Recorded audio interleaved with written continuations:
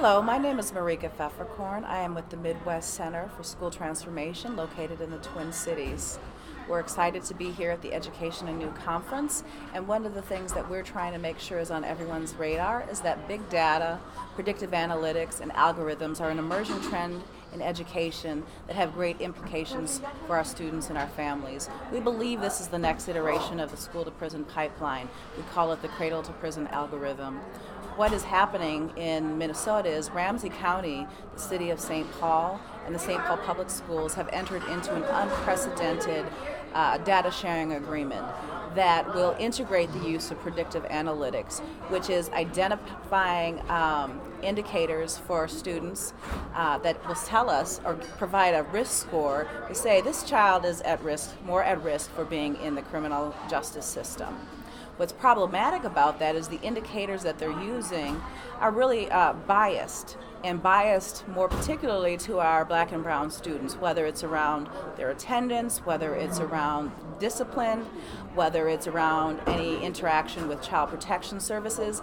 These are the determinants that they're using to identify the resources that they are saying that they'll be using to support our young people. But what we know is that when you're using biased information and information that does not have parameters, that our communities are not actually benefiting from this. And we actually question what will happen with this data.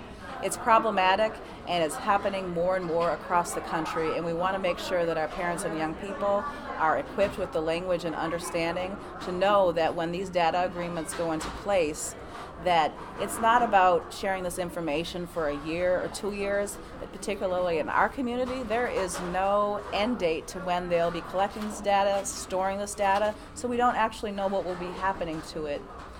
Particularly problematic is that our community met and talked about what are the resources and what is the investment we need to make sure that our families and our students are supported.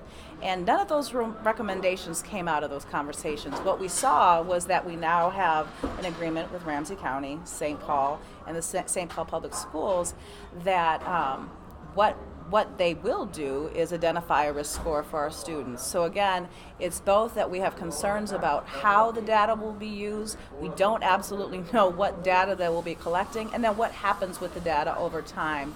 And so our goal is to really interrupt the intimidation that many of our families feel around the language around technology, because this is here to stay. And what we are trying to position our families is to be proactive, to be aware of the conversations that are happening, to prevent them being used as proponents for this big data sharing, and that we can have conversations with our elected officials to say, not my data, not my child.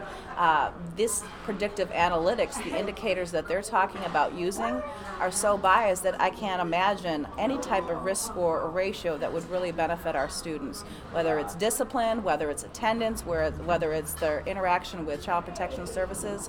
Our young people don't stand a chance, and they don't need any more labeling.